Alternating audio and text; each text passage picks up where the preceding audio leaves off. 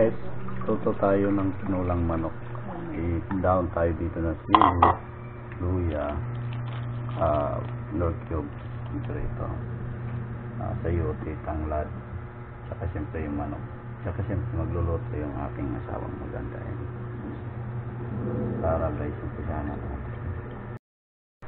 Gisa na natin guys, gisa lang. Nagluto kami ng manok, sinigisayan ka para let's mawala yung tanggal ng tanggal, luya. Igisa sa luya para maalis yung konting lansa.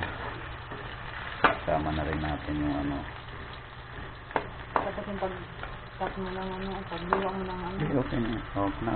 Luya. Sinama na rin natin yung tanglad, yung pinakapuno ng tanglad. Tapos mamaya yung dahon pagkulo na. Lutuin lang natin yan para yung cake namin. So,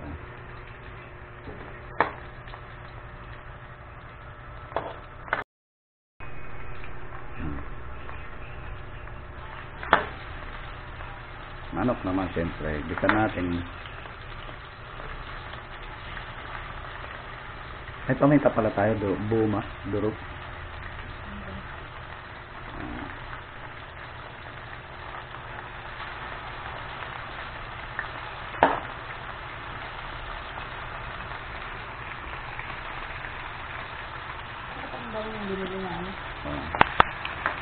Ang ganda asawa ko, diba?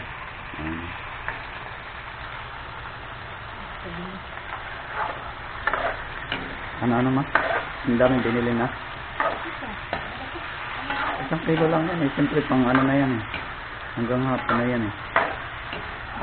Tanghalian, almusal. Para isang lutuan lang, tipid. Para tipid din sa gaas.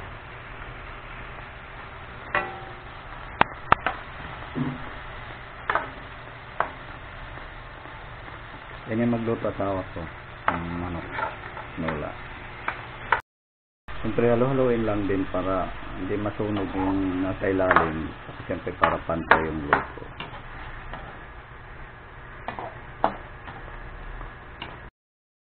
Guys, pagkatapos sigisa ng mga 4 na minuto, pwede na natin lagyan ng tubig yan. Siyempre, para may sabaw. Lagyan nyo na pamintang buo. Tubig na natin yan. Siyempre, kuluin lang natin yan ng mga 3 araw. Dito lang. Mga 20 minutes. Siyempre, para lutuin. Naan natin ang apoy. Daming sabaw guys, no? Parang pang yan, 20 na tao kakain eh. Itira pa dito. Maya yung pagkakumulo.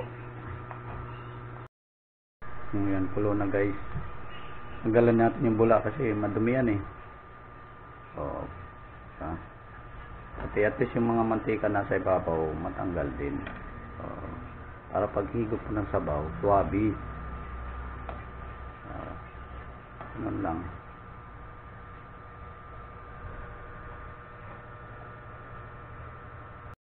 Malinis na, maputi na. Dilaw-dilaw yung tabayan ng manok yung mga dilaw-dilaw eh. Guys, yung sayote. Version namin to ha. Sa inyo yan kung gagayahin nyo. Version to ng waray.